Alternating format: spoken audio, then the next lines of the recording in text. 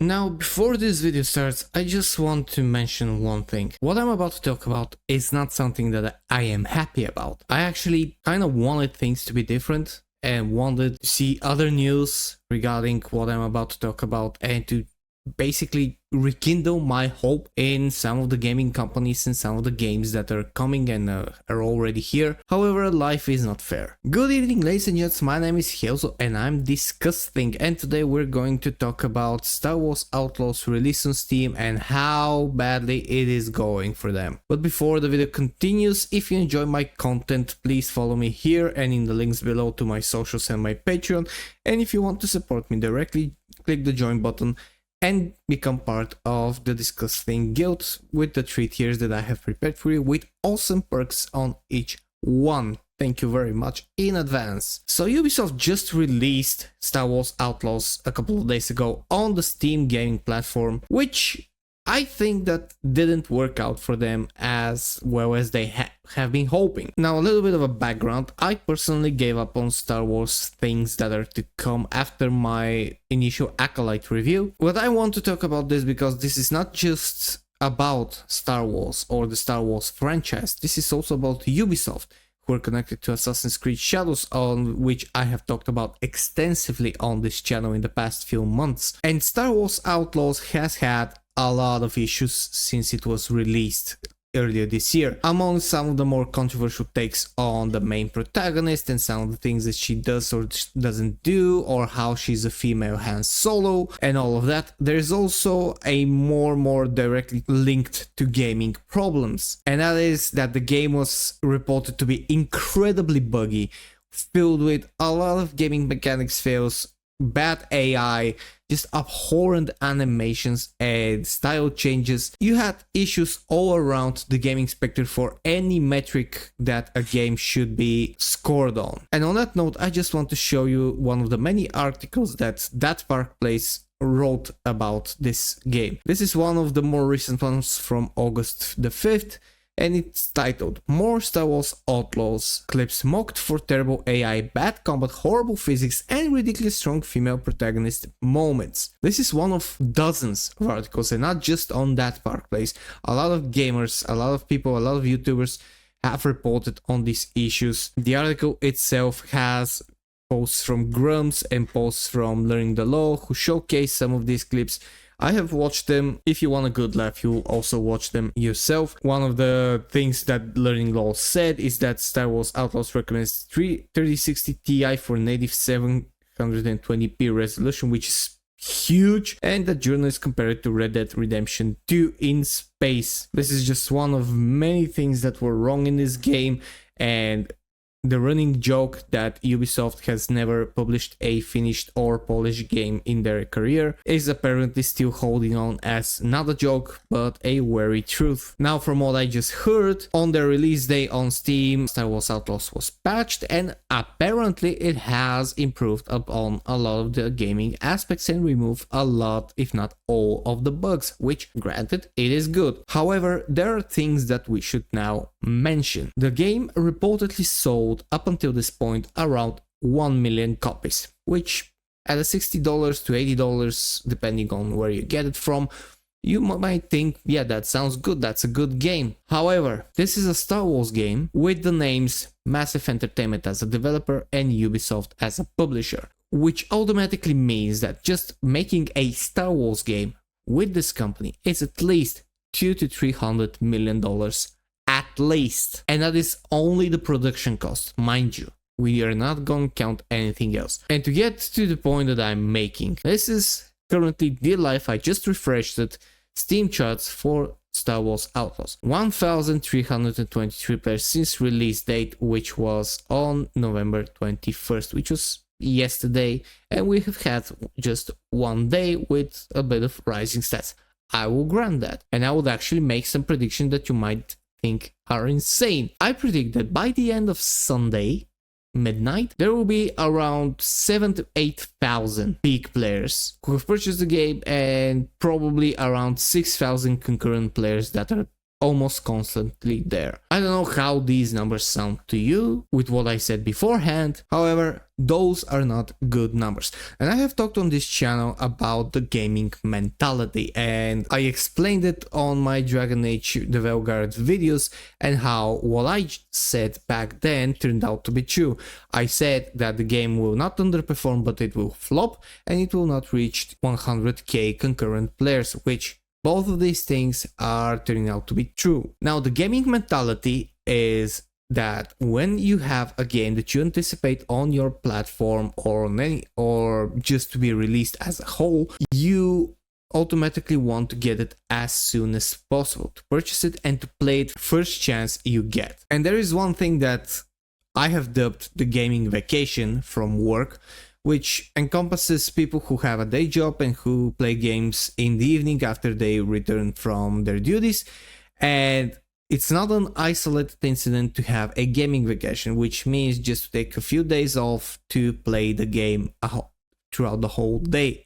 I have done that in my career in every company that I have been up until now, and I know a lot of people that have also done it. This is not an isolated thing. But why am I explaining this? When you see the initial numbers for a game that has the Star Wars name, which, just to add, is one of the biggest, the oldest, and the most loyal fan bases in the world still, then you get a very grim vision of how things are going, both for Ubisoft as a company and for Star Wars as a franchise. I'm sure that you have seen all the people who collect everything Star Wars, even if they don't play video games, even if they don't drive or just fight with lightsabers, they just want to collect everything. And there are a lot of people like that, but if you multiply such a thing to just gamers, you have millions of people who used to play Star Wars games and watch Star Wars movies along with that. And when you take into account that the Star Wars community is hundreds of millions of people at least worldwide,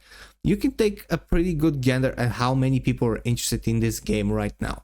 We have the 1 million copies sold, maybe just bump it up a little bit, 200, 300,000 more, and that's the numbers that you get. You don't get anything more. And for both Ubisoft and Star Wars, which in this case you can say that they have joined forces, this is just catastrophic numbers. I don't think that Ubisoft published Star Wars Outlaws on Steam in order to try and get money from wherever they can, in order to just keep them going. They haven't exactly had the best year, if you want to put it mildly. If we go to one of my absolute favorite graphs on Google, this is the Ubisoft stocks tracker, which for this day there is a slight bump of 24 cents, but immediately if we go to the 1 month or even the 5 days, you'll see steep declines. Things don't go any better for the 6 months graph, the year until today graph, the 1 year graph, and finally the 5 year graph, which is absolutely abhorrent. It's deadlocked on 76% down. It used to be 82.4 euro, now it's the price of a McDonald's Happy Meal. I'm not entirely sure that Ubisoft will make it until February 14th, 2025 to release Assassin's Creed Shadows. I just don't see it happening, because with these declines, with these recent flops, with all the money lost, you have a lot of people that would be interested to either make the company private or just shut it down. Now, Star Wars is a different beast. It is backed by Disney and it's backed by much more companies, so probably it will continue to operate on live support with dwindling numbers more and more, because the fans just don't give a damn about Star Wars anymore. But it will continue to be around for much longer. But the problem is that no matter how long a company like that lives, you don't have any fan base loyal to you yet, or at least not at the numbers that it would make a difference. All the flops, all the bad decisions, all the bad movies and games on both ends, on both companies, is just starting to stack up. And the stack is just ready to fall and burn to the ground. Because every company like that, be it a movie company, be it a gaming company, be it an overall entertainment company, has one asset that it should never ever lose. And they have forgotten about that asset. Us, the gamers. They have turned their attention so much to getting investors and big companies to support them at any cost and at any message insertion and destruction of lore, that they have forgotten that they're actually supposed to be making things for us, to keep us happy and to keep us coming back, because we are a nearly infinite resource that will continue to pump money as long as we're nourished. It is a symbiotic relationship.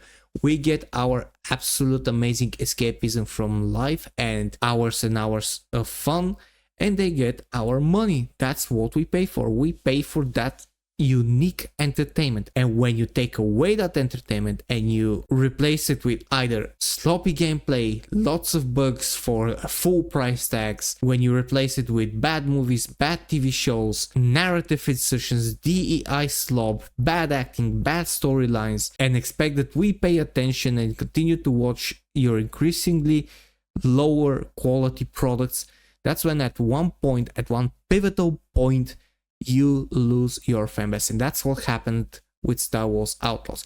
Had this game performed even 50% better and didn't have that many problems gameplay wise, it would have kept players interested, and it would have kept those people who exclusively wanted to play it from Steam coming for more, and it would have had a lot more sales, because people nowadays are not the people from back then. They have started to listen to YouTubers, to independent websites that write articles. They have started researching themselves. They have started acting upon their voice, and they're no longer the silent sheep that just consume product, are happy, and wait for next product, just like a happy little pig waiting for its next meal. No, they're now critical. They have voices, they have opinions, and they have the platforms to be heard, and they're using them. So if Ubisoft want to make it through this year and make it to Assassin's Creed Shadows and possibly make some sort of a profit and a return of even a smither of trust from gamers, they have to listen and they have to act upon what is best for gamers. Now, how would they do that? If they do, I don't know, but that is the only way.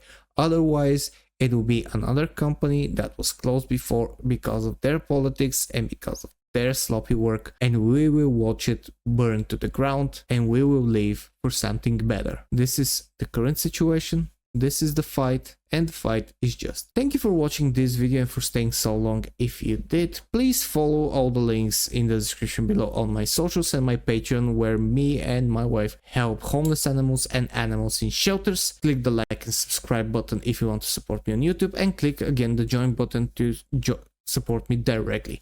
Thank you very much. My name is Helzo. I have been DiscussThing, and I'll see you guys in the next video. Cheers and stay fresh.